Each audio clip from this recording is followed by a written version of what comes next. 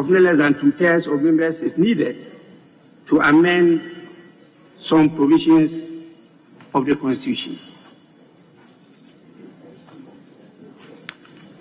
Depending on whether it's just to legitimize its business in terms of the conduct of parliamentary business, or take an ordinary decision, or make a resolution, the Constitution is very specific. And the highest quorum that is demanded is a quorum dealing with the removal of the Speaker. Please kindly take time to read Article 69(11), 75(2), particularly B, 82(1), 95(2), particularly D, before you come to the 102, 104, and 106, particularly paragraph 10. Don't forget to also read Article 113(2), 1743, 1811, 2682, and 2913. When you go through all this, you can see the range of what is referred to as quorum of the House. The provision that deals with the basic components of quorum, which is Article 102, that is the quorum to transact business, are made of two basic components. The first is a percentage, 1/3 of all members of Parliament. The second is the exception, excepting the one presider. Those are the two important ingredients in Article 102. And that lays the foundation for the issue of quorum. The others basically are focused on decision taking. Honorable members, the question of whether or not a quorum exists, either for the conduct of parliamentary business or for taking a vote in Parliament, is therefore a question of fact. The practice in all parliaments since the inception of the Fourth Parliament, or the Fourth Republic, has been to raise the issue of quorum on the floor at the time the business or the vote is being taken. It's usual to raise it. It's a member who will get up and raise that issue. Honorable members, admittedly, it is a responsibility of the chair to make a determination if there's a quorum at the beginning and at any time during the sitting of the House. However, there is a presumption of quorum to undertake business unless a question is raised. The chair may, in the absence of an objection to the contrary, presume that the House is duly constituted for its work. It is only when an objection has been raised that the Speaker may then take steps to in compliance with Order 48 of our standing orders of the House. Clearly, the reason is obvious. There's a practical challenge of the Speaker knowing at every time the number of members present in the House. And honorable members, don't forget that our standing orders define House to mean Parliament.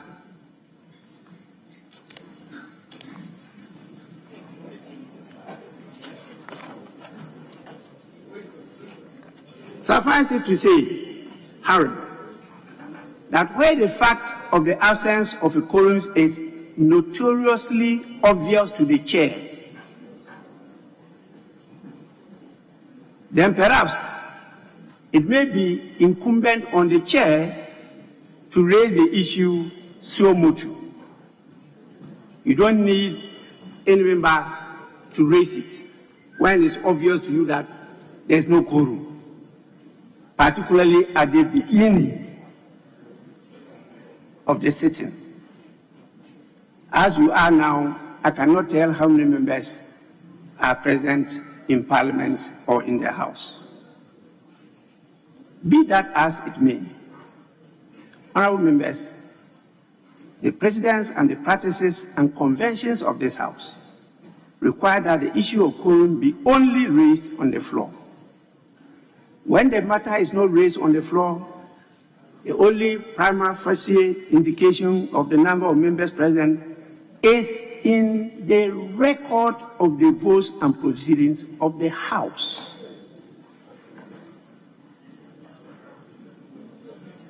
I will just cite a number of instances which are quite instructive on this matter.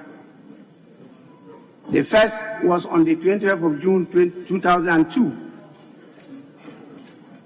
The sitting of the House was suspended after an objection was raised by Honorable Kwachi Adu,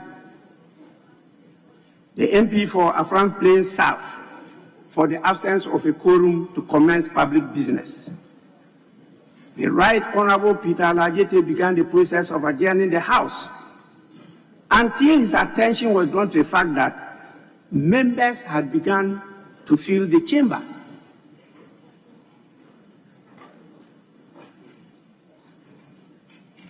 And so he could not adjourn the House or even suspend sitting. It is important to reiterate the comments of the then majority leader, Honorable Papa Osu Ankuma, who cautioned that the issue of quorum be looked at since members could be in attendance at committee sittings and be conducting parliamentary business, but not present on the floor of the House, and thus not counted for the purpose of forming a quorum.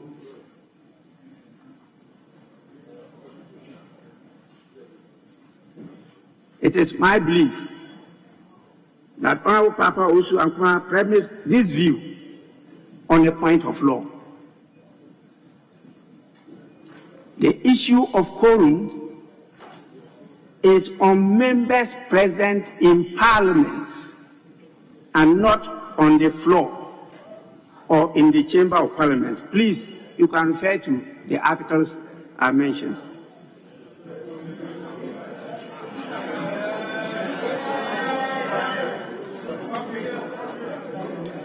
Similarly,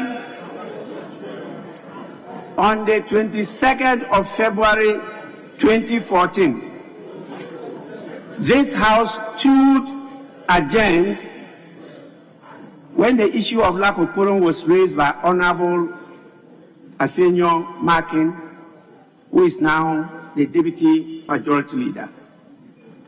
Again, on the 9th of November 2018, it was my good friend, Honorable Katie Hammond, who raised the issue of lack of quorum in the House during the consideration of the Right to Information Bill.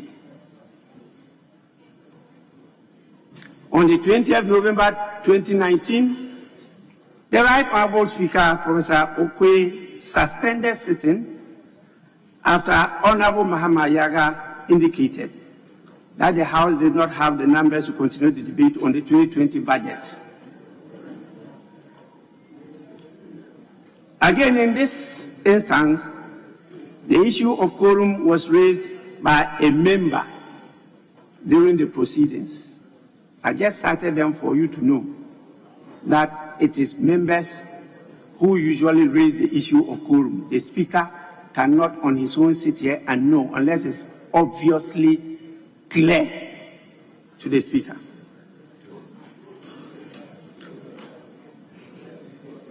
Honorable members, what the presidents tell us, and they abound in so many days in our Hansard, is that the issue of lack of quorum is usually raised by a member of the House or the Speaker himself, as I stated earlier on, with regard to a clear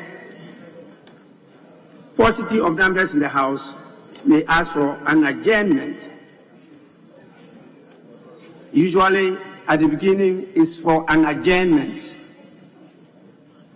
But during the course of the proceedings, the Speaker can suspend the sitting due to the absence of a quorum.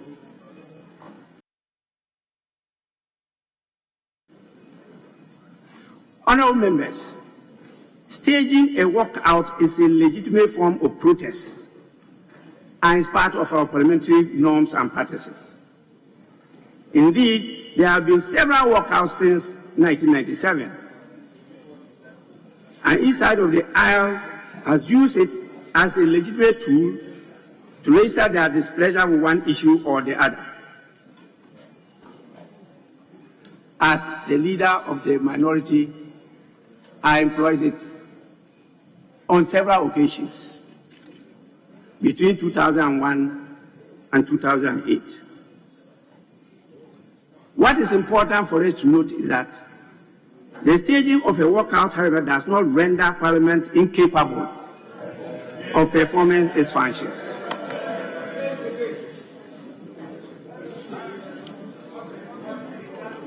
I can refer to so many instances where walkouts and boycotts have never succeeded in delaying or preventing the continuance of business of the House. But let me cite just three. On August 22, 2003, the minority staged a boycott of the House in protest against the National Health Insurance Authority, which was under consideration, and the minority was against one provision. I led that walkout.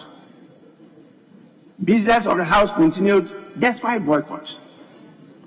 The total number of majority members used to justify a quorum was what was recorded on the votes and proceedings of the day, and not the number that was on the floor. On the 23rd February 2005, the minority, again led by my good self, staged a walkout of the House because of the consideration of the Customs and Excise Petroleum Taxes Bill. Despite the walkout, proceedings continued, and the quorum relied upon again was on what was recorded on the votes and proceedings as present, including the names usually of the minority members who had walked out. In 2014, that was 19th November, the minority staged another walkout, and this time led by my good friend, the current majority leader of the chamber, on the introduction of a 17.5% special petroleum tax levy. Again, despite the walkout, proceedings continued. The votes and proceedings recorded the members that were present, and that was what was used to justify the decisions of the day. So it suffices to say that the failure to register an objection for a lack of quorum does not mean decision taken on that day are invalid,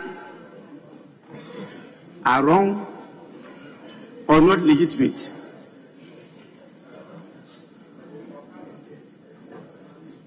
The actions of the House therefore stands to me on Tuesday, 30th November 2021, bring into sharp focus. I want to take this because we will need to put the views in the official report of Parliament. There will be people who will be doing research in the future. It's not just a matter of in-camera discussions. What happened earlier on has been captured, and this response must also be captured.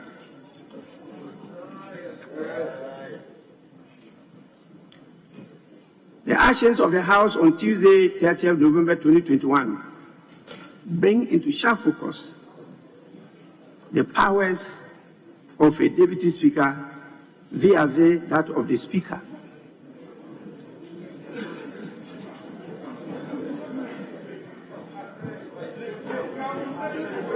On that day,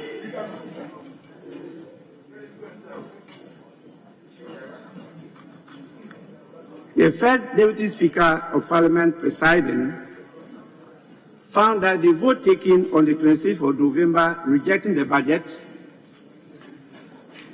was null and void, and the requisite number was not present in accordance with Article 104 of the Constitution.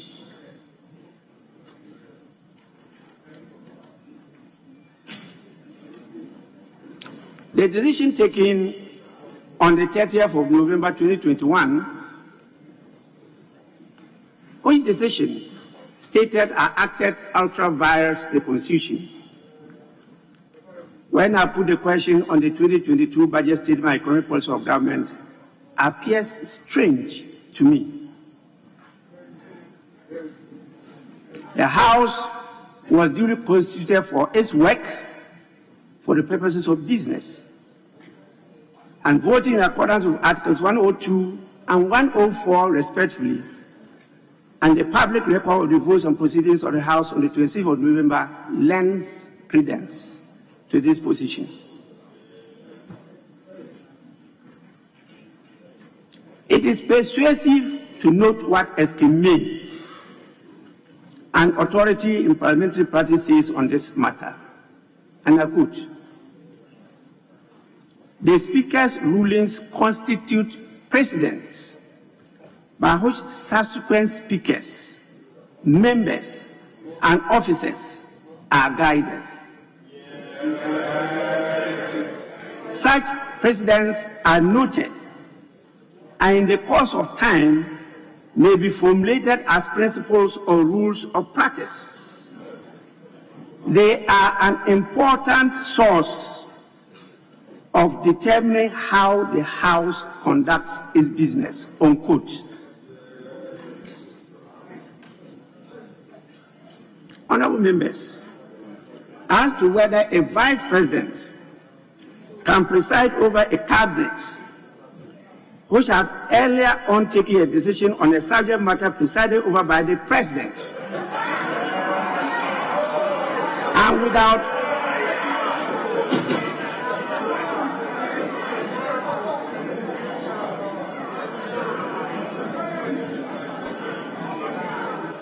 without consulting the president, get the cabinet to rescind the decision earlier taken, is for your kind debate as you started. But who am I to say my deputy, the first deputy speaker, the honorable member for Bekwai constituency, Honorable Joseph Osei-Owusu, the wise,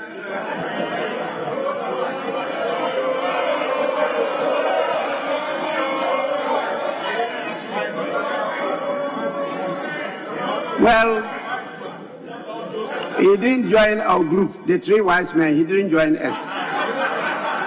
So he's still Joe Wise, not wise man. Who am I to say that he might have indulged in an act of misconduct.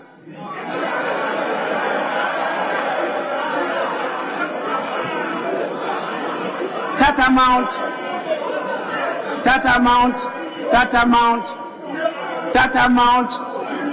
to insubordination.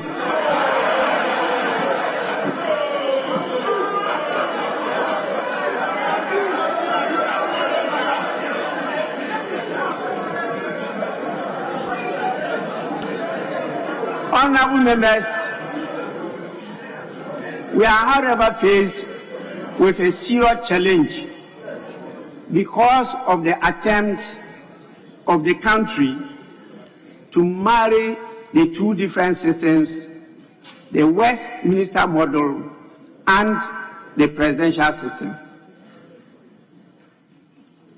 We did not only do that, we also added our traditions, our cultures, our beliefs, our values, and the norms of the tribes in Ghana forming the nation Ghana.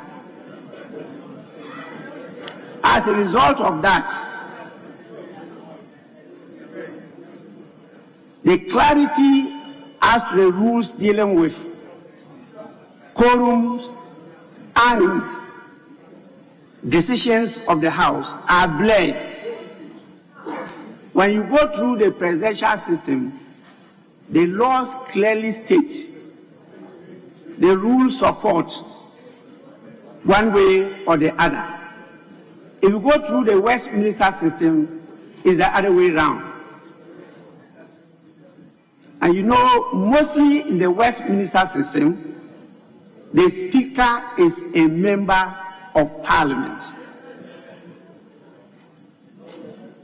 It's not the same in all other parliaments. So that is why I said the debate is left to you.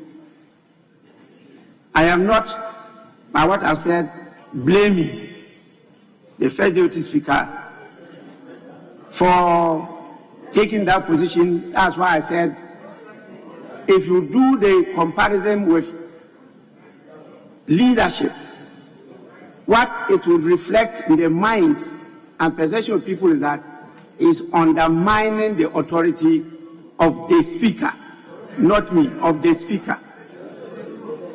Honorable members, we ought to be mindful of the precedents that exist in this House to guide our conduct. This will ultimately prevent an interpretation of our rules that provides us with problems. As to the issue of a deputy speaker being counted for the purposes of quorum,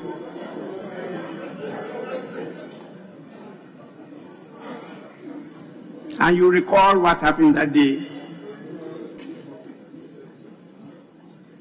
without a doubt, our standing orders and the 1992 Constitution clearly outlines the bar on the one presiding in Parliament in respect of participating in debates or voting on any matter. Article 102 of the Constitution is to the effect that the person presiding, be it the Speaker, a Deputy Speaker, or a member presiding, does not form part of the quorate number.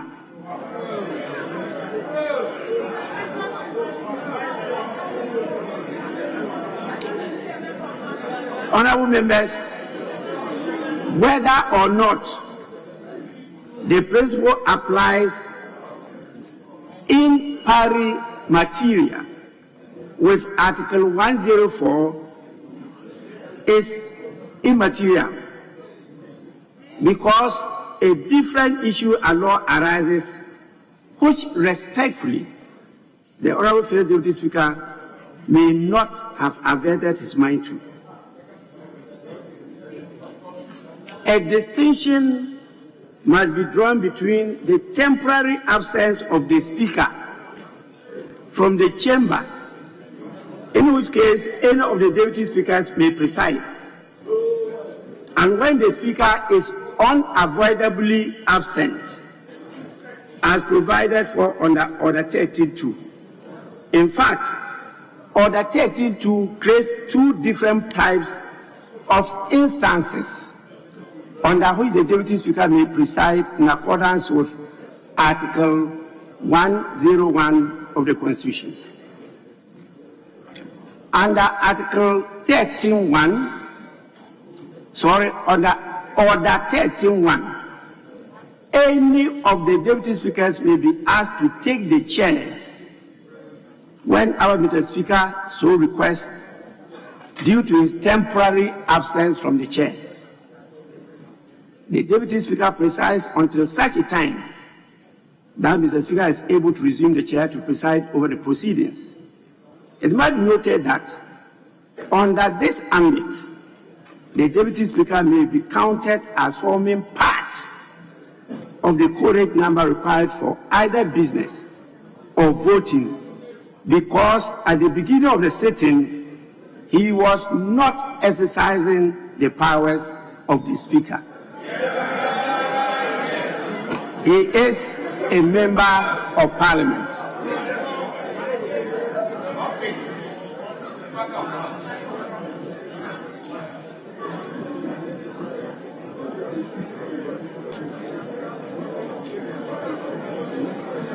Honourable members,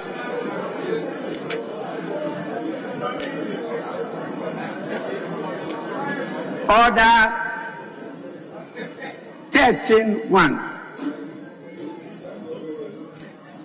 is what I just referred to.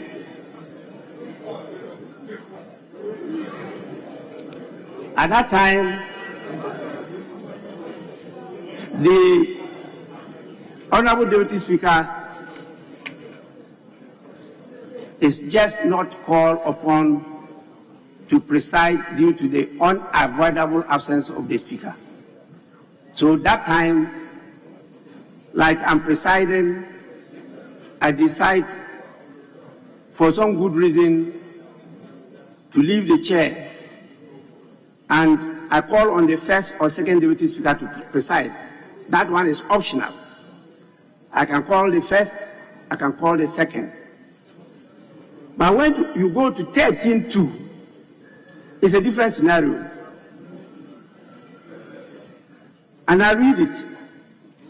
Whenever the House is informed by the clerk at the table of the unavoidable absence of Mr. Speaker, the first Deputy Speaker shall perform the duties and exercise the authority of Mr. Speaker in relation to all proceedings of the House until Mr. Speaker resumes the chair without any further communication to the House.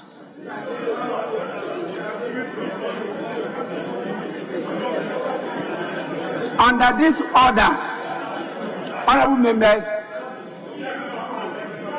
listen. Honourable member, I don't want to name you.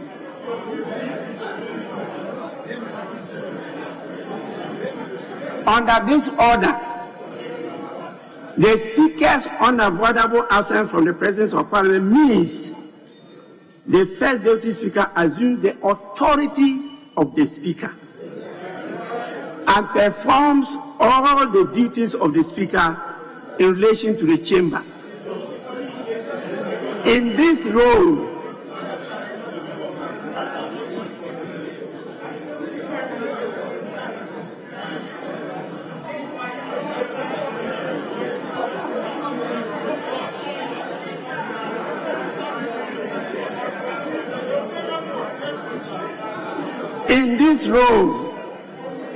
the first Deputy Speaker takes on the cloak of an acting Speaker, and for the purposes of our rules and the Constitution, assumes all the powers of the Speaker in relation to the business of the House.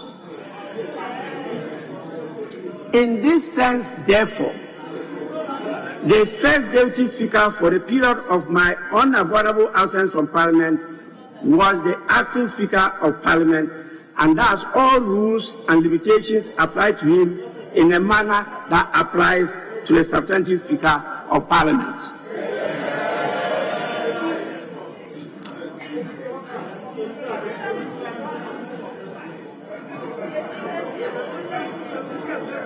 By and large, the reasoning of the first Deputy Speaker outlining the fact that he is not the Speaker. He holds his membership and thus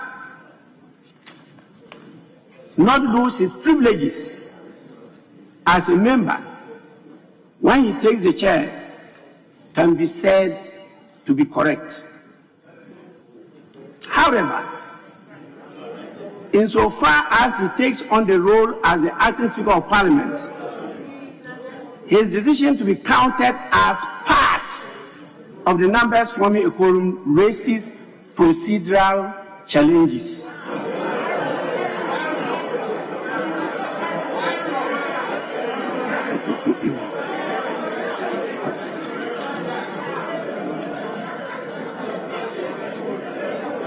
Honourable members,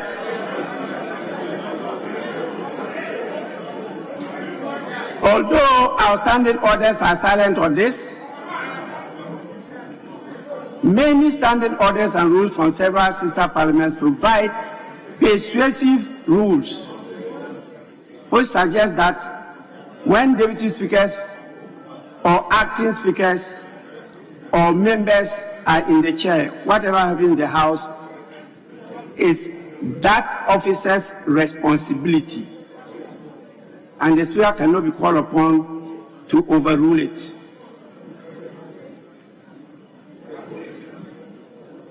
So if that forms the responsibility of the Deputy Speaker or Acting Speaker, and the substantive Speaker cannot overrule it, then how come the Deputy Speaker can lead the House to rescind or change a decision that was taken in the presence of the Speaker?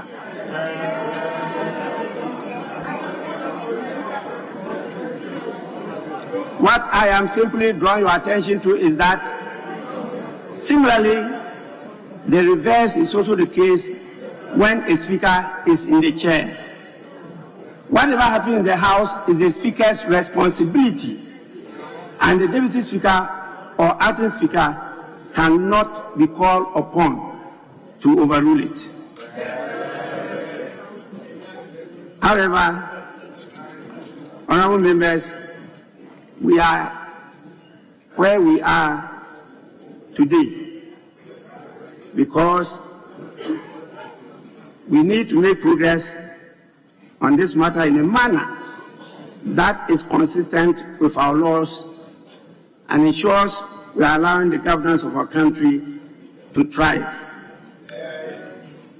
And so this is for the record and is for the House and future parliaments to deliberate on, to guide the country, to be able to come clear on these issues to prevent the ambiguities.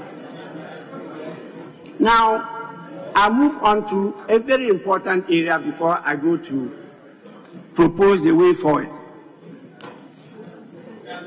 A letter presented by the Minister of Finance on concessions and modifications to the 2022 budget statement. Honourable members, I'm aware of a letter of that nature originating from the Minister, which letter purports to make some concessions and modifications to the 2022 budget statement and economic policy of government.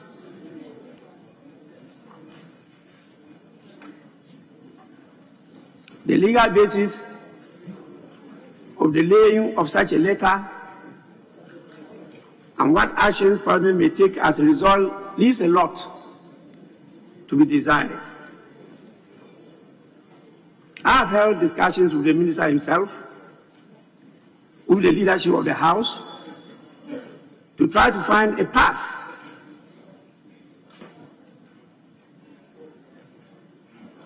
that is faithful to law, respects our rules and processes, and ensures the governance of the country does not grind to a halt.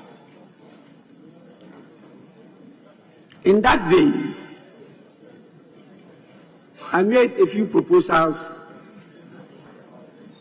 to both the minister and the leadership. I must say, I can only tell the proposals, but at the end of the day, there are still disagreements. My first proposal is for the minister responsible for finance to come before the House with whether it's modified, revised, amended, or reenacted statement of the budget, with those modifications, concessions, amendments specifically captured in a document and known and accepted by the House. Those modifications, amendments, and concessions would then be adopted by the House, and the revised documents with the estimates will stand committed to the various committees of Parliament. I'm aware the committees have begun consideration of the estimates. My proposal is for that to be adopted, but for the committees to reconcile the revised estimates with what they have hitherto considered and submit a report for the consideration. The letter, for example, conveys the intention of government to allocate 10 million Ghana cedis for the engineering studies for the commencement of the Blekusu Sea Defense Project.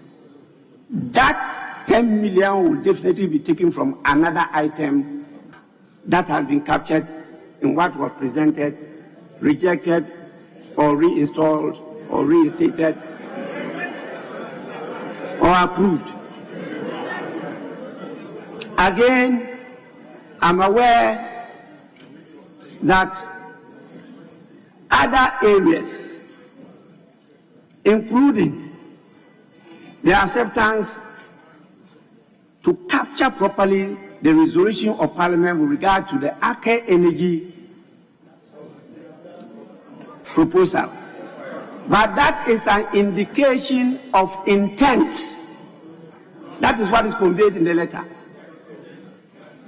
That is different from what will be captured in the document called revised or modified or amended budget. Honourable members, as I had stated earlier on, no consensus on this matter.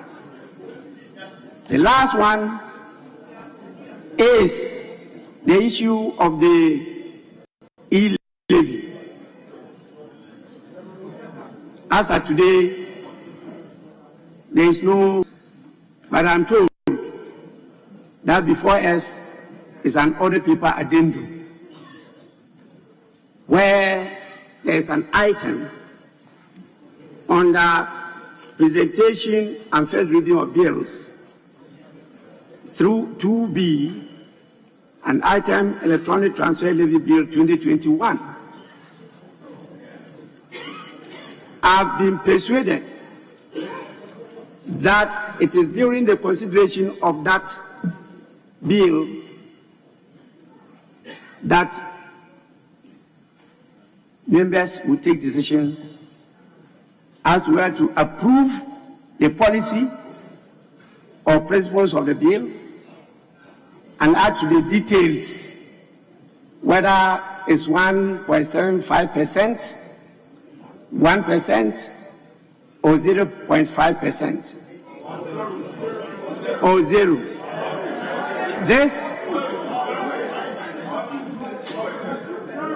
This meant that the House is deciding to go beyond and engage civil society and the stakeholders in the industry as to the right decision in this matter.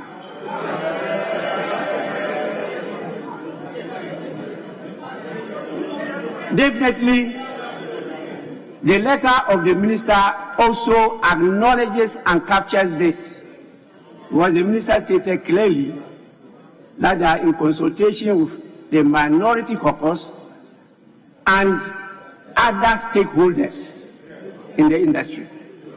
So exactly what I said, the House is accepting to proceed along that line.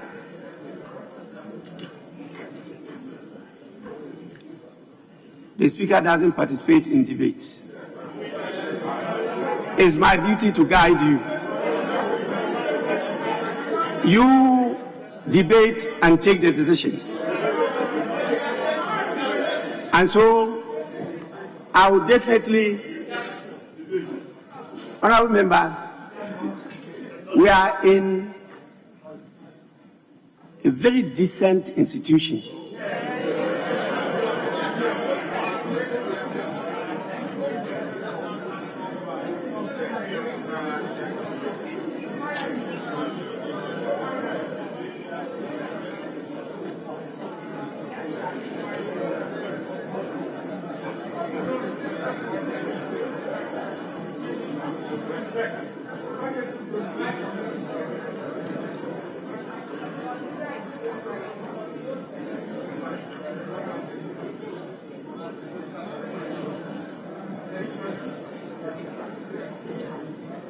I want to conclude on this note. If I wanted to be Chief Justice, I would have joined the judiciary.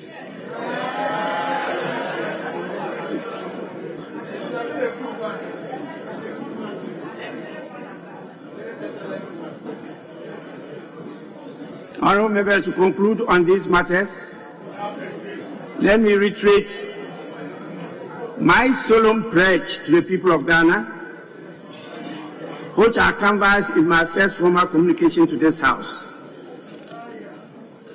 I will not, and I mean what I say, I will not superintend over a parliament to frustrate or obstruct government business. But I will equally not preside over a weak house or be tagged as an errand boy of the executive arm of government.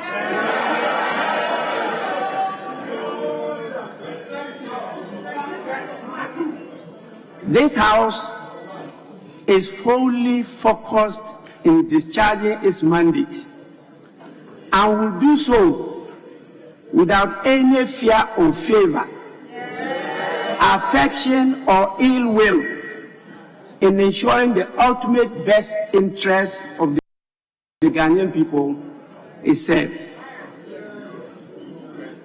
Let us continue, honorable members, to strengthen our channels of communication. We usually refer to them as the usual channels of communication. Foster dialogue. Encourage broader stakeholder consultation and allow the processes we are adopted for our burgeoning democracy to thrive. This is the concept on which the Parliament of the Fourth Republic has been captured by our laws. Consultation, compromises, working together. And that is why it's different from the British system, which is confrontational between government and opposition. And we moved away from using the terms government and opposition to majority and minority caucuses. You are here on the left today, tomorrow you'll be on the right, and vice versa. We must learn to work together for the interests of our people. With this, I thank you all for your attention.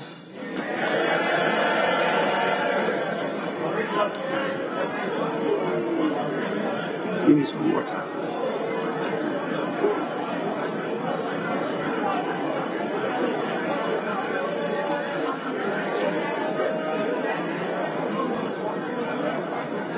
Page 1. Page 2. Page 3.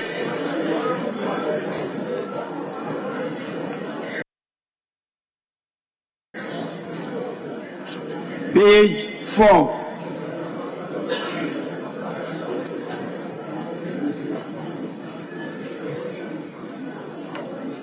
Page 5. Page 6.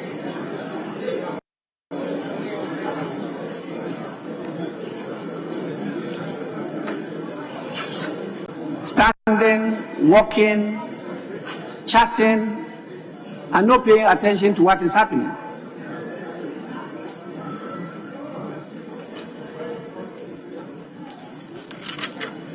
Page 8.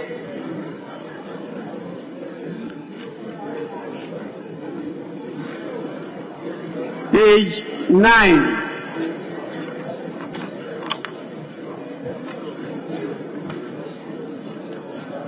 Page 10.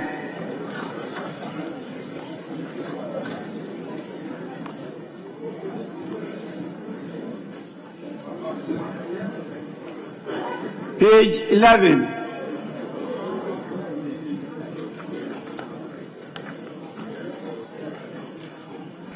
Page 12.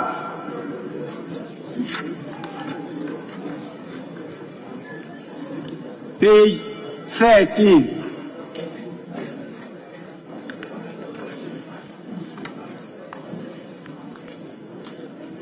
Page which the Honourable Minister made a passionate plea.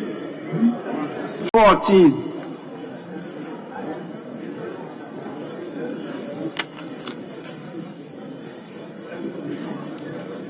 Page 15.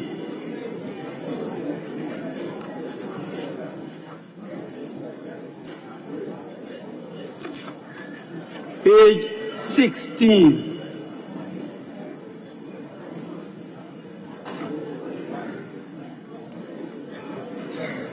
Page 17.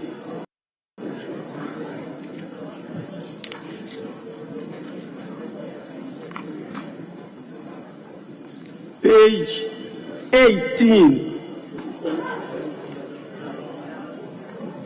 Page 19.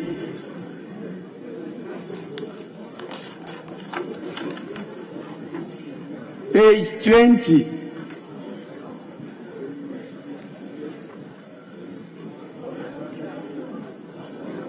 Yes, Honourable Member.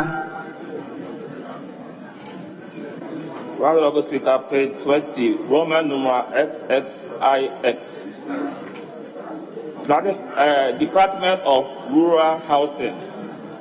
The preposition of is missing. Department of Rural Housing. Yes.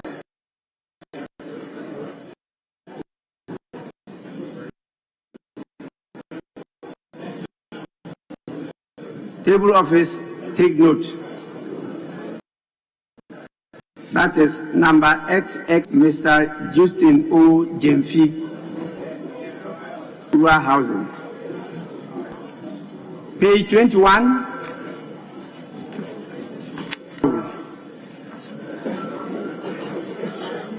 Right, Honourable Speaker, please add page 20, item number XXXI.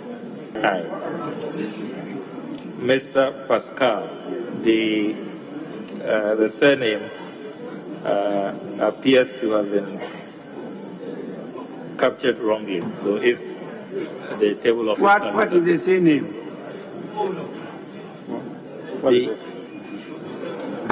There appears to be a combination of two names, but no space in between them.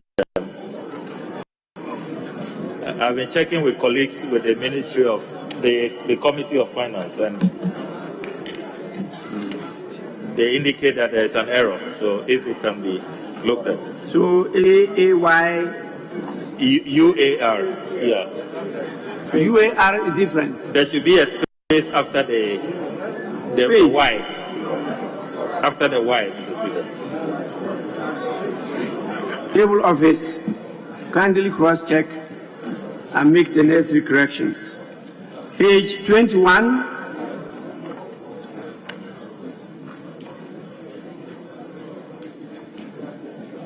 Page 22.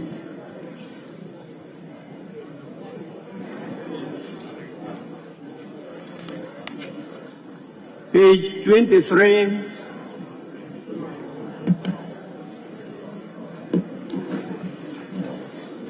Page 24.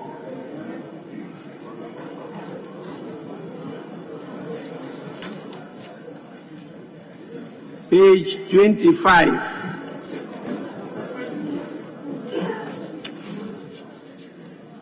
Page 26.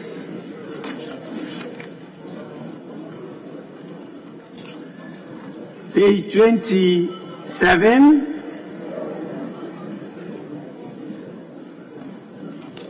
Page 28.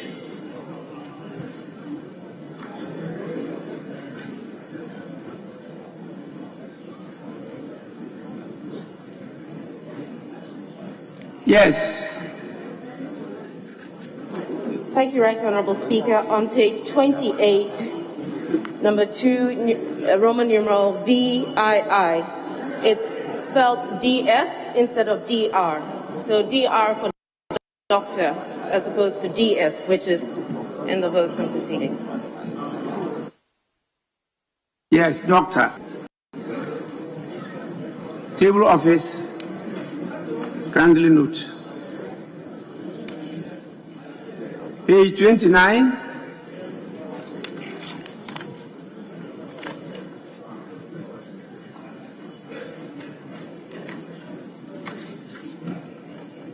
Page 30.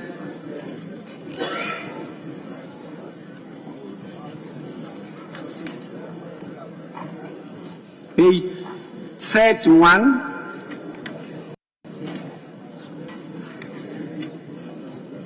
Page 32. Yes, Honourable. Right, Honourable Speaker, please, item number 3I. Mr. Oseche Mensa Bonsu to be hyphenated.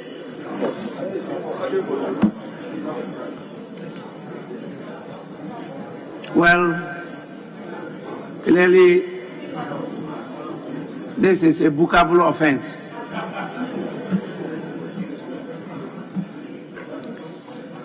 Nobody should have the doubt of spelling the two names of the majority leader and Minister for Parliamentary Affairs.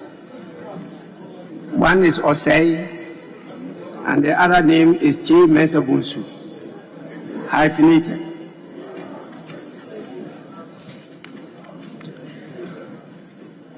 Page 33. Yes, please. Respectfully, let me take you back to page 28. The bottom, in attendance, I, Mr. Obeskan Dapa, the designation is Honorable MP and Minister responsible for national security. He is not a member of parliament. So table office should take note. Thank you, Mr. Speaker. Oh, Minister. Honorable Albert Kandapa, is he Minister for National Security or Minister responsible for national security? Minister for National Security.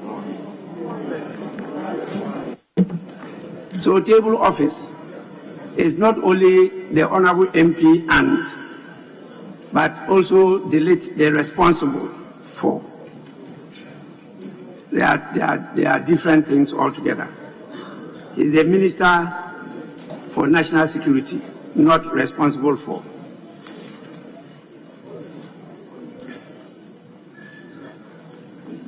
Page 29.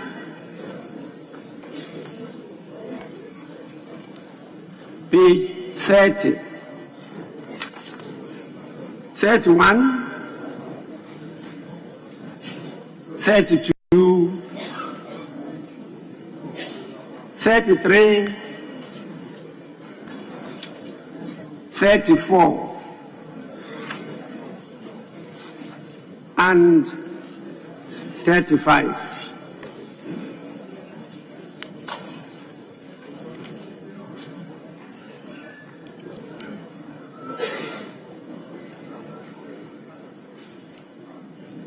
Yes, is it of the votes and proceedings?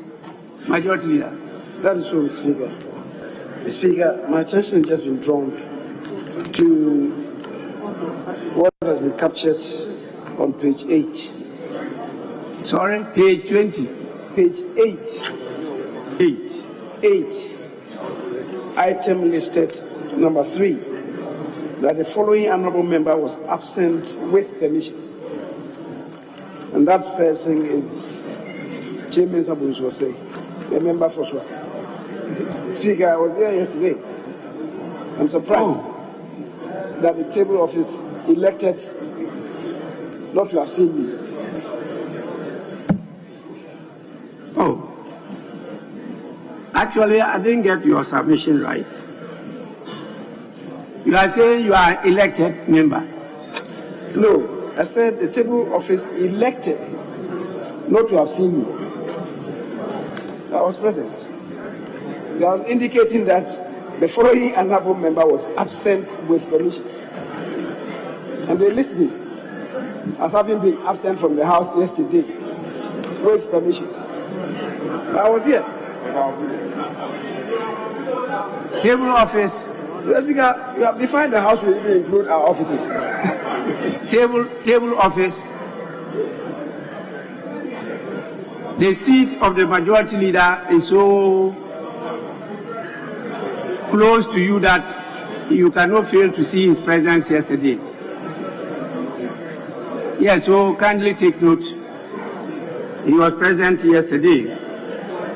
Honorable members, votes and proceedings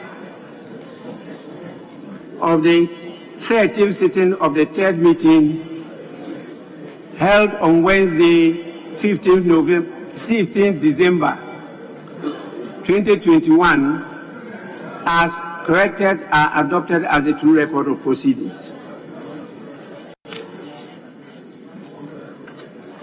I don't have any copy of the official report, and so I proceed to item 3.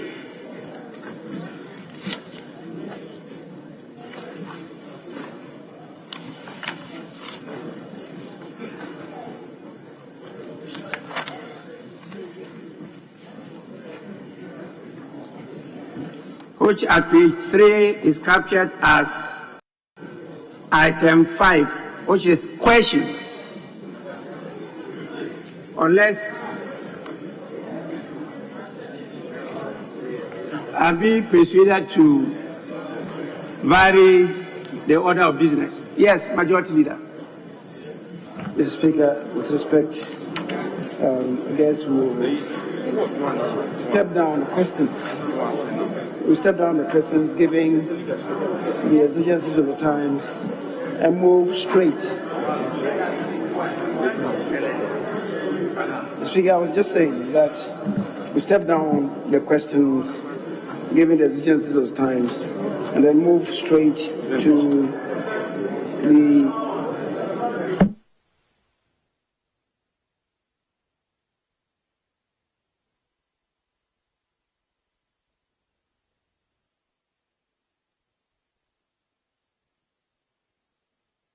Mr. Speaker, I am praying the House to go to item number 7.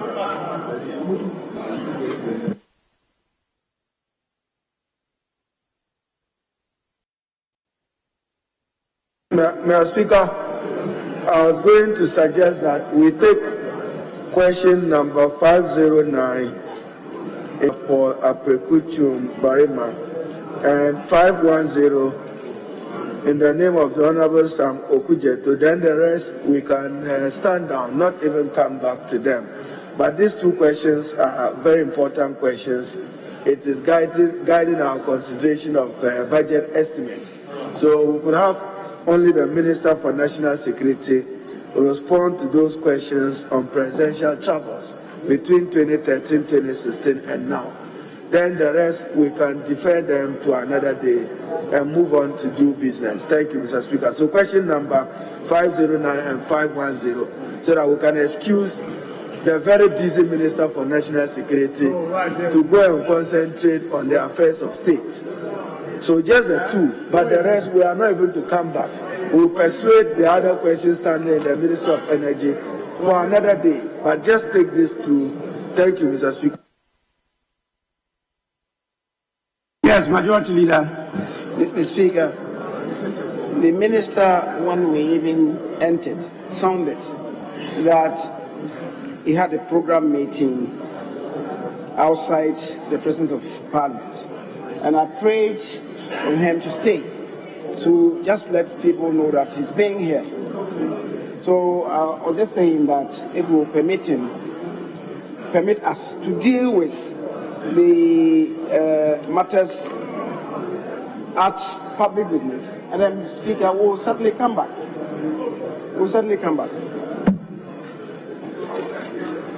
Well, honorable members, I am persuaded to grant the leave for us to go to deal with public business and then plead with the Minister for National Security to spend some more time with us. You have to come back to answer your question. Honorable members, let's move to item 7.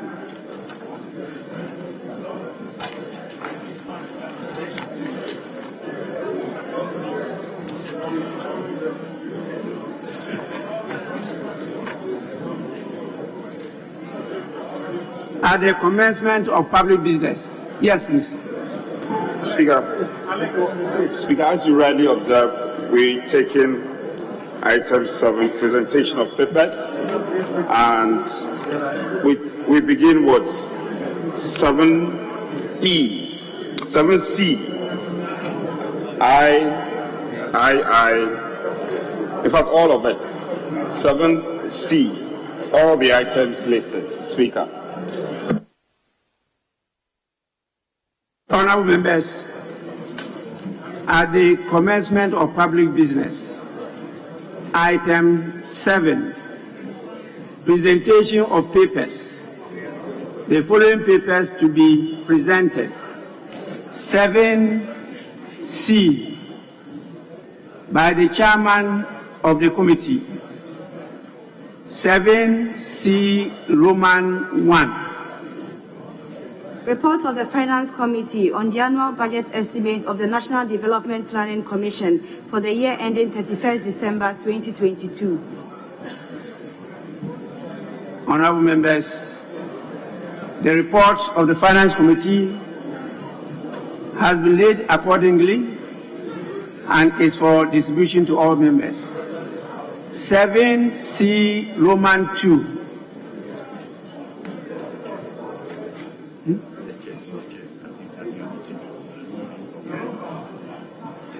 Report of the Finance Committee on the annual budget estimates of the Office of the Head of Civil Service for the year ending 31st December 2022. Honorable members, the said report is accordingly laid and for distribution to all members. 7C Roman 3. Report of the Finance Committee on the annual budget estimates of the Ministry of Finance for the year ending 31st December 2022.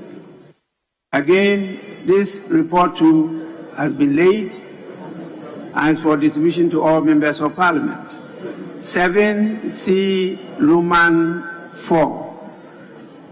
Report of the Finance Committee on the annual budget estimates of the Office of Government Machinery for the year ending 31st December 2022. The report has accordingly been laid and is also for distribution to all members of Parliament. 7C Roman 5. Report of the Finance Committee on the annual budget estimates of other government obligations for the year ending 31st December 2022. The said report has also been laid and is for distribution to all members of Parliament. Yes. Speaker, we can now take item 7D, D for Daniel. Honorable members, item 7E by the chairman of the committee. Did you say D or E? Speaker, I said D, 7D. For Daniel? Yes, indeed. Honorable members, 7D by the chairman of the committee. Report of the Committee on Youth, Sports and Culture on the annual budget estimates of the Ministry of Youth and Sports for the year ending 31st December 2022. The said report has been laid accordingly and is for distribution to all members of Parliament. Any more guidance? Speaker, we can now take E, 7EII, Roman numeral II. 7E, E for Emmanuel, II. Honorable members, 7E Roman 2 by the chairman of the committee. Report of the Committee on Communications on the annual budget estimates of the Ministry of Information for the year ending 31st December 2022. The report has been laid accordingly and is for distribution to all members of Parliament. Yes. Speaker, 7F, F for Frank. Honorable members, item 7F by the chairman of the committee. Report of the Joint Committee on Lands and Forestry and Mines and Energy on the annual budget estimates of the Ministry of Lands and Natural Resources for the year ending 31st December 2022.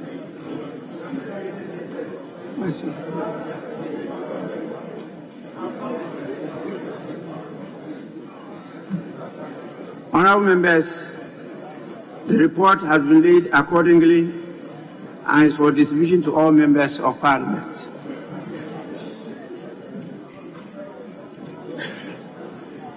Yes.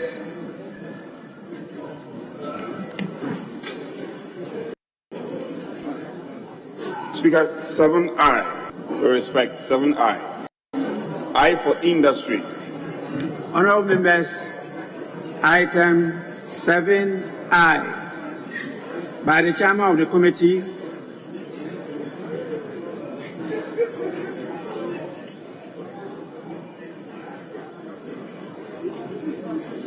Honorable members, item 7I by the chairman of the committee.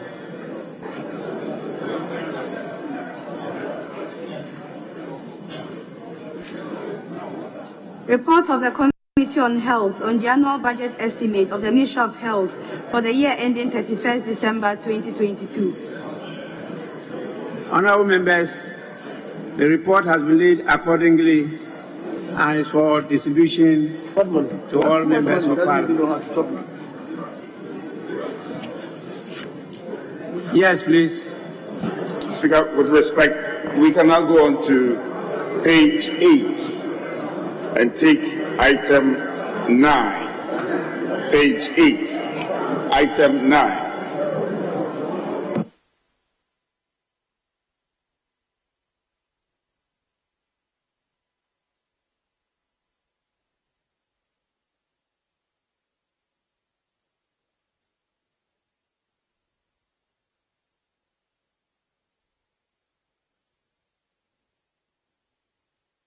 I will need some guidance on this. We are getting into motion. I want to know how many people leadership have agreed on each side of the divide and for how many minutes per person.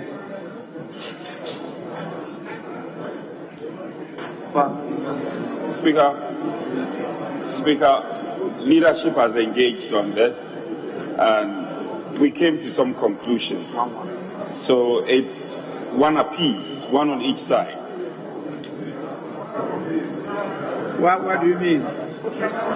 After the minister, then the chairman will not speak.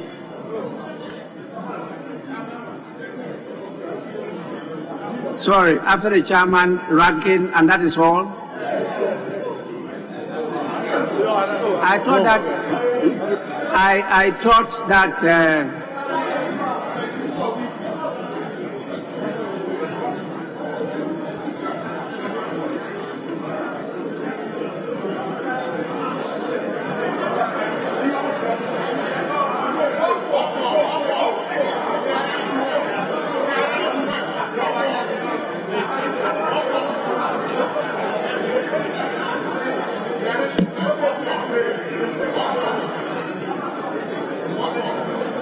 yes, deputy majority.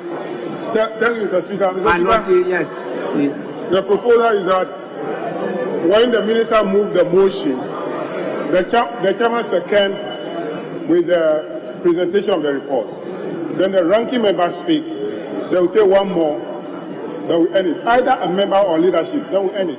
So in effect, 2-2, apart from the minister who moved the motion. No, he was here.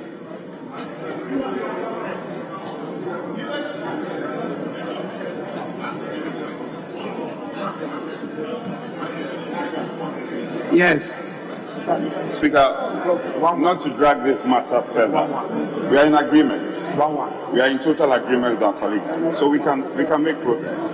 Honourable members, that's the understanding.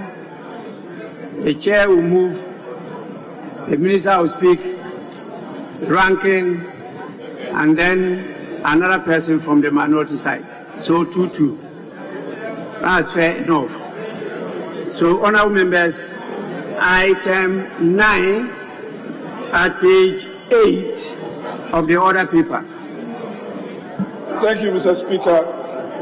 Mr. Speaker, I rise to move that this Honourable House approve the sum of $6,276,000 for the services of the National Labour Commission for the year ending 31st December 2022.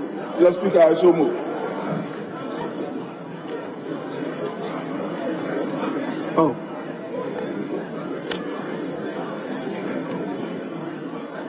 Any seconder? Right Honourable Speaker, I thank you for giving the opportunity to second the motion and in so doing present the committee's report. I would like the Hansa Department to capture the entire report as having been read as I take this Honourable House to one of the observations which was made by the committee. On page 8 item 713. Right Honorable Speaker, it came to the attention of the committee that for the past years, the Ministry of Finance has not granted financial clearance to enable the Commission recruit new staff and replace those who have resigned or retired from the service of the Commission.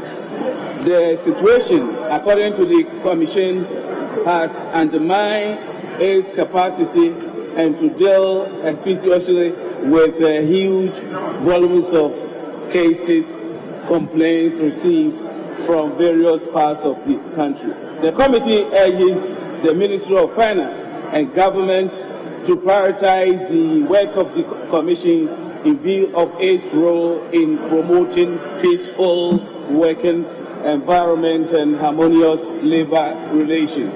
The committee further urges the Ministry of Finance to provide the requisite financial clearance for the Commission to replace its exited staff. Right Honorable Speaker, in conclusion, the labor issues continue to be at the heart of the socio-economic development of the country, as the labor agitation have the potential to stagnate development efforts of the government. The invaluable contribution of the National Labour Commission in promoting harmonious industrial relations cannot be underestimated. It is important to recognize that the arbitration role played by the Commission reduces industrial tension and creates the congenial atmosphere for productivity. It is therefore in the interest of government and the entire nation to ensure that the Commission has the resources required to deliver effectively on its mandate. The committee therefore respectfully invites the House to adopt its report and approve the sum of 6,276,000 Ghana cedis to support the services of the National Labour Commission for the 2022 financial year. Respectfully submitted, Mr. Speaker. Thank you. Right Honorable Speaker, thank you.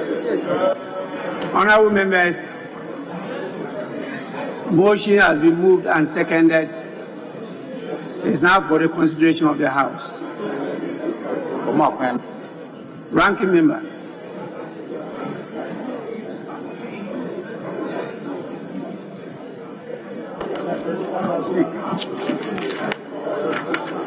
Thank you, Mr. Speaker. I would like to support the motion that this Honourable House approve the sum of 6,276,000 for the service of National Labour Commission for the year ending 31st December 2022. Mr. Speaker, the National Labour Commission was allocated amount of 6,315,798 for a year 2021 for the implementation of the programs and activities. Mr. Speaker, out of this approved amount, 4,156,940.71 was released, representing 65% of the total budgetary allocation to the Commission. Mr. Speaker, with respect to the compensation of employee, an amount of 1,635,043 cedis was expended in 2021, a decrease of 353,451.71p, 17.8% was reduced. Mr. Speaker, the budget compensation includes the salary, board sitting allowance, as well as arrears of sitting allowance for regional commissions. The total expenditure on goods and services amounted to 1,946,897 cedis. But this includes arrears carry forward from 2020. Mr. Speaker, the total of 575,000 was expended in 2021 for CAPEX, a decrease of 41.8% from 2020 amount. Mr. Speaker, with this little amount released to the Commission, considering the important role played by the Labour Commission, how do you expect the Labour Commission to perform their role effectively and efficiently? Mr. Speaker, Labour Commission received a total of 822 complaints. About 50% disputes were settled within 3 months. The annual award compensation of 2,462,497.77 was paid to beneficiaries. Mr. Speaker, Commission have been allocated an amount of 6,276,000 for the year 2022 to undertake activities for. Again, it is noted that there have been a continuous reduction in the allocation from 2020, 2021, and 2022. Commission could not undertake a certain planned activities and programs due to a continuous decline of a budget and inadequate release of funds.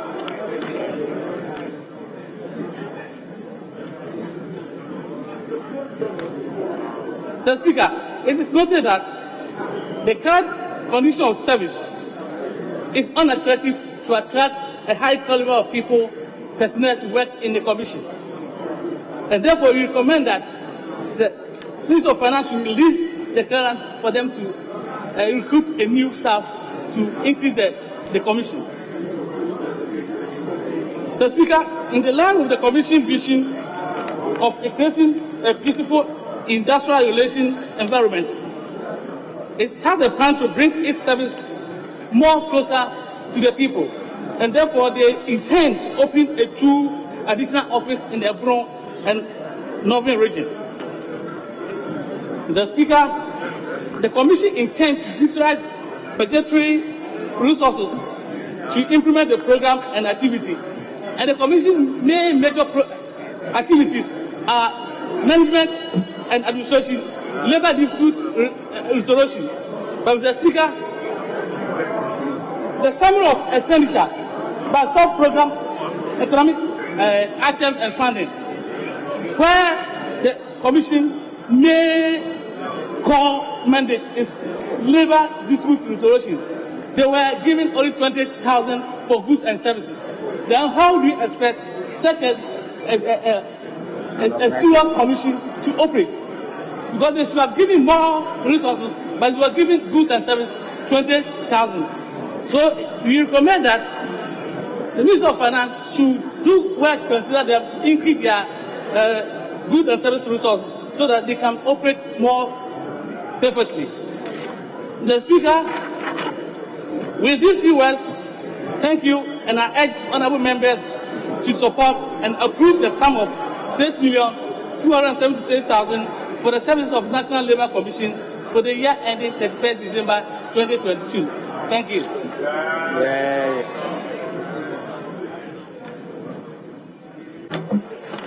Honourable members, in the absence of any other contribution, I put the question.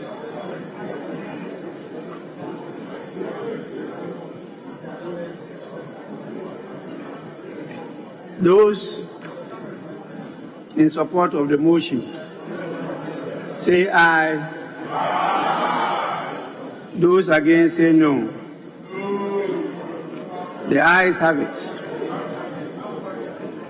The House has accordingly approved the sum of 6,276,000 Ghana cedis for the services of the National Labour Commission for the year ending 31st December 2022.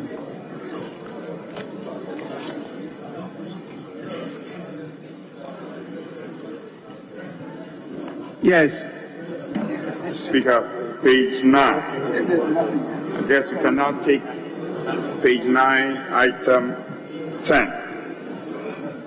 Speaker.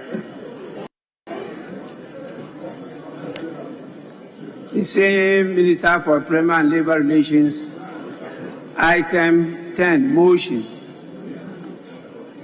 Thank you, Mr. Speaker. Mr. Speaker, I rise to move that this Honourable House approve the sum of 258,170,000 Ghana cedis for the services of the Ministry of Employment and Labour Relations for the year ending 31st December 2022. Mr. Speaker, I so move.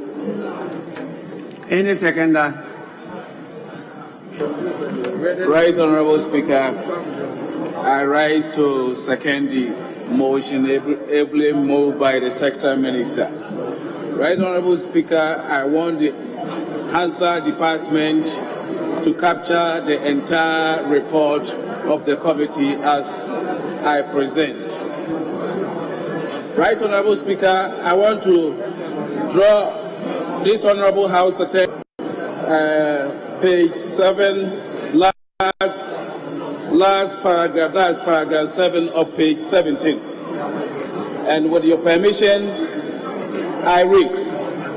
The committee observed that the capping of year funds coupled with the non-releases of funds from the Assembly Common Fund and the GET Fund deprive the year of the needed resources to implement the programs and activities. For instance, the agency projected to enroll 20,000 youth in the Community Improvement Program in 2021, but managed to enroll only 12,950 due to funding challenges. Similarly, year plan to enroll 10,000 youth in the Youth in Entrepreneurship model, but ended up enrolling only 5,000. The committee considered the year as an important vehicle for providing jobs for the youth. There is therefore the need for government to provide the agency with the needed resources to effectively pursue the mandate. The committee strongly urges the District Assembly Common Fund, the GET Fund, and the Ministry of Finance to ensure that funds embarked or earmarked for year are transferred in full and on time for the implementation of the agency's programs and activities. The committee requested that the year furnishes it with details of expenditure on the sanitation model of the National Youth Employment Programs. The agency complied, and the detailed breakdown of activities and expenditure was subsequently submitted to the committee. In conclusion, Right Honourable Speaker, the Ministry of Employment and Labour Relations mandate of coordinating labour-related policies, promoting job creation and decent working environment, and fostering industrial peace can only be achieved if the ministry is given the needed resources to undertake its functions effectively and efficiently. In furtherance to the above, the committee recommends that the House adopt the report and approve the sum of 258,170,000 Ghana cedis to enable the Ministry of Employment and Labour Relations implement its programs and activities for the 2022 financial year, respectively submitted. Thank you, Honourable Speaker. Honourable members, motion moved and seconded is now for the consideration of the House. Yes, Honourable. Thank you, Mr. Speaker. I rise to speak on the motion. And in speaking on the motion, I will want to reiterate some of the issues raised by the Honorable Chairman of the committee and add a few more. Mr. Speaker, this House passed the Youth Employment Agency law. And in passing the law, the House was very clear about the percentage of the District Assembly Common Fund, the Communication Service Tax Fund that should go to the Youth Employment Agency as well as the GET Fund. The Act is extremely clear and does not leave room for ambiguity.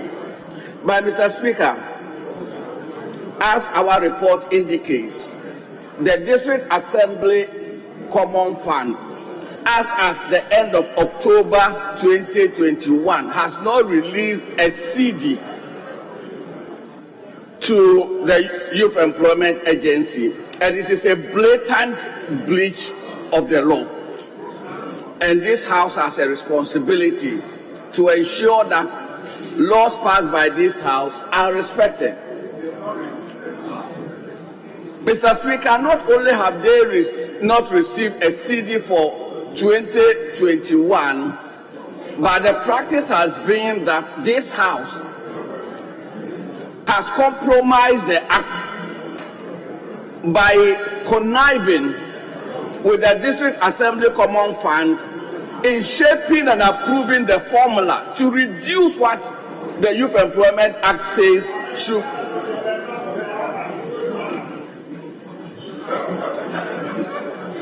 to what the Act says should go to the Youth Employment Agency. Mr. Speaker, I will plead with this House that in approving subsequent formulas for the District Assembly Common Fund, this House must respect the law and must respect the Act and ensure that the Youth Employment Agency gets what the law says it should get. Mr. Speaker, the GET Fund, again, has not remitted a single CD to the Youth Employment Agency for the year 2021 as at October. Again, the law is very clear. It is this House that makes the law. And so I believe there's an obligation on this House to ensure that the law is respected. Mr. Speaker, for lack of time, I will just zero in on my last issue that I want to bring to the attention of the House. Indeed, our report says that the committee requested the Youth Employment Agency to furnish us with the financial details of the sanitation model for the Youth Employment Agency. Mr. Speaker, the Youth Employment Agency pays the service provider, the private sector service provider, 600 cedis a month for each member, for each person employed. Mr. Speaker, there is a constitutional demand on this House to ensure equity. Indeed, the directive principles of state policy enjoins us to ensure justice, economic justice for Ghanaians. Mr. Speaker, after receiving 600 cedis per head from the Youth Employment Agency, the service provider pays the people working on this sanitation model 180 cedis a month out of the 600 received. Mr. Speaker, not only that, 120 cedis is appropriated by the service provider as management fee on each individual under the Youth Employment Sanitation model. Mr. Speaker, as if that is not enough injustice perpetuated on the poor, 300 cedis out of the 600 is appropriated as logistics. Mr. Speaker, in all of our constituencies, when we wake up at dawn, we see the women the downtrodden women who sweep our streets under this model. They receive 180 cedis, and the service provider charges 120 cedis on each head, every single person, and again takes 300 cedis as logistics on each head. Mr. Speaker, our coat of arms talks about freedom and justice. Where is the justice? Where out of 600 cedis, the beneficiary is paid only 180, and the service provider appropriates the rest in the name of the poor. Mr. Speaker, I will want this House at the appropriate time to take up this issue. I thank you for the opportunity, and I will support the adoption of the report subject to this House taking up the issue. Thank you, Mr. Speaker.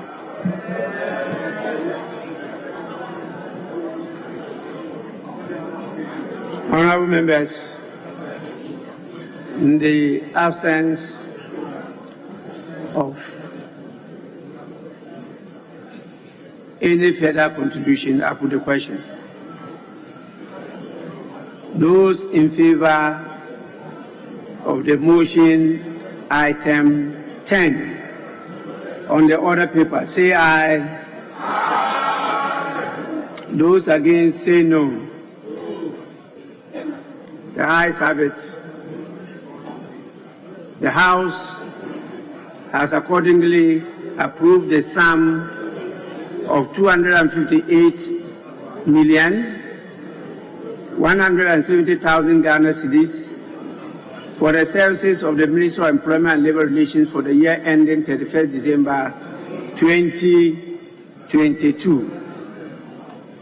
Honourable members, I have taken note of the contribution of the ranking member, and he has raised serious issues. I want to direct, and I hereby direct, that the Committee on Employment and Labour Relations should take up this issue and investigate it further, not only with regard to what the service provider is doing, but also, according to the ranking member, the blatant violation of the laws by this House itself. He says we've condoned and connived on that. We cannot be passing laws and be seen to be disobeying the laws ourselves. In approving the formula, we definitely did not go by the dictates of the law. That is a serious matter. And I think that the committee should take it up and report to the House so that we can have a basis for taking a decision to guide the future implementation of the law and to allow the beneficiaries to at least get the benefit of their labor in this matter.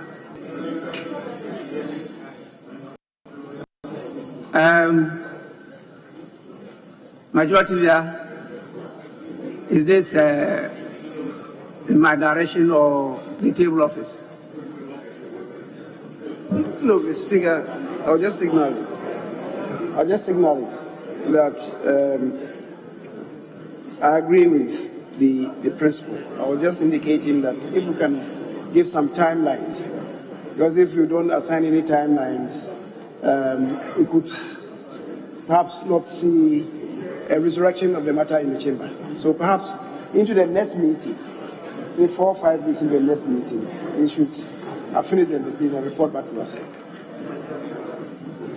I had a difficulty in fixing the time because of the recess, and also I expect that at least the report should be in the House before the presentation of the next formula, so that we can work to make inputs into that one. But Chairman and Ranking Member, you know the magnitude of the problem. Any guidance you can present? Chairman. Where is the chairman?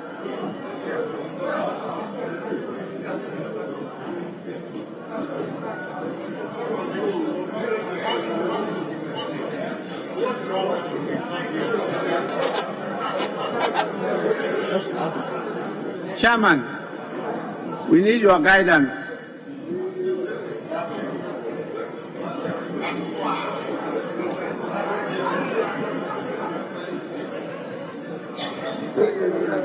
Yes. Right, Honorable Speaker. How long can you take to investigate and report to this House on the issues that have been raised?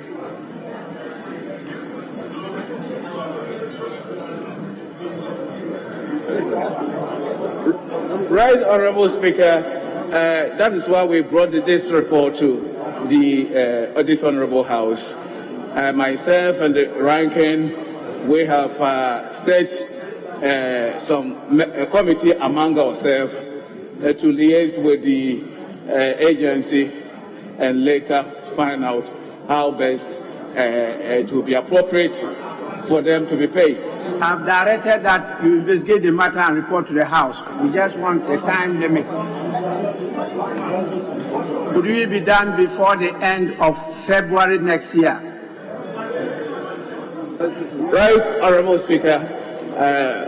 I've had a discussion with the sector minister. Honorable members. Right, Honorable Speaker. Thank you.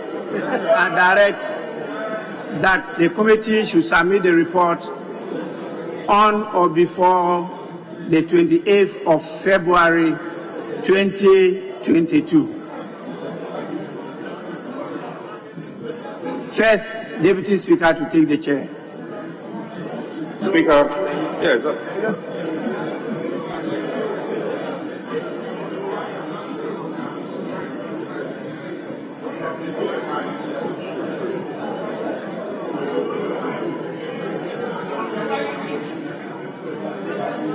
Still on page 9, and we take item 12. Page 9, item 12. Honorable members, item 12, motion, Minister for Local Government, Decentralization and Rural Development.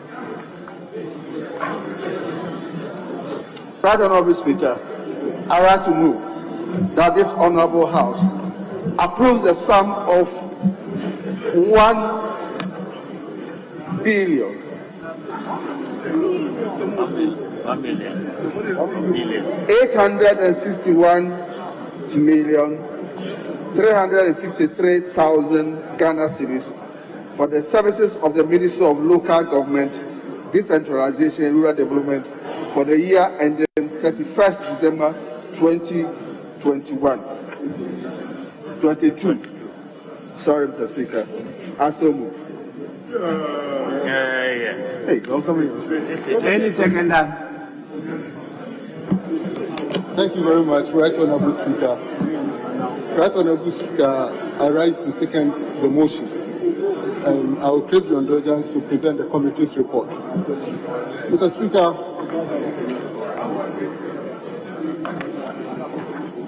the report captures a lot about the performance for 2021 of the ministry, and also made some observations.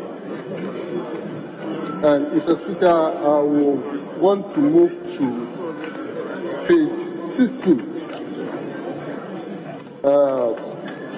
what the committee has extensive deliberations on the government policy assisting district assemblies to raise money through property rate. Mr. Speaker, after extensive discussion, the committee acknowledges that the challenges confronting MMDs in terms of correction of revenues and rates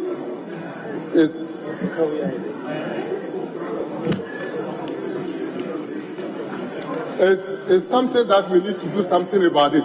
And that is the view of the committee. But, Mr. Speaker, after the deliberation, the minister assured the committee. What? Go ahead.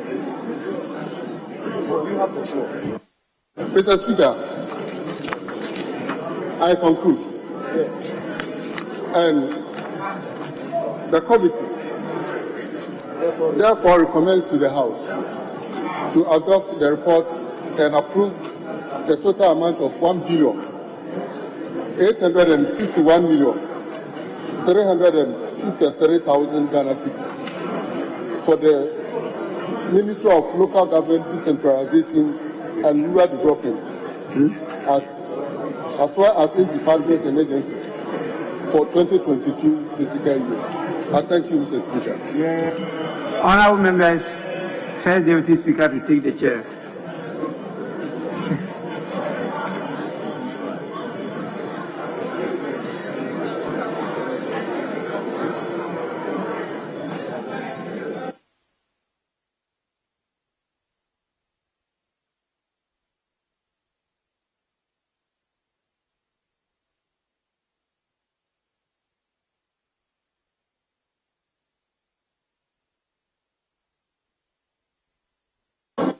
Ranking member to contribute now. Yes, please. Thank you very much, Right Honourable Speaker, for this opportunity for me to contribute to the motion. Contributing or your second? No, second, the chairman seconded the motion. Right Honourable Speaker, the Ministry of Local Government, Decentralization and Rural Development is a very vital institution as far as the governance of this country is concerned. And as such, everything that is needed to make it possible for them to embark upon their activities, especially at the local level, to transmit government policies and programs is very important. However, most of the agencies under the Ministry of Local Government have suffered some level of lack of resources. If we take an agency like community development, which is very paramount and key in providing skills training for our underprivileged, especially in some of our districts, they've not received the necessary attention over the years, so they've not been able to embark upon their activities. This very important and vital institution have received only 20% of their projected allocation in previous years. If you go to parks and gardens, but for the past year, and I said the parks and gardens are unable to do and embark upon all the activities they always project or program. The same with birth and death registry, which to me will have facilitated all this digitization agenda of the government. Parks and birth and deaths are still held in a dilapidated structure. Where to move to is the problem. For the past years, monies that they projected to get in order to facilitate their relocation has not been forthcoming.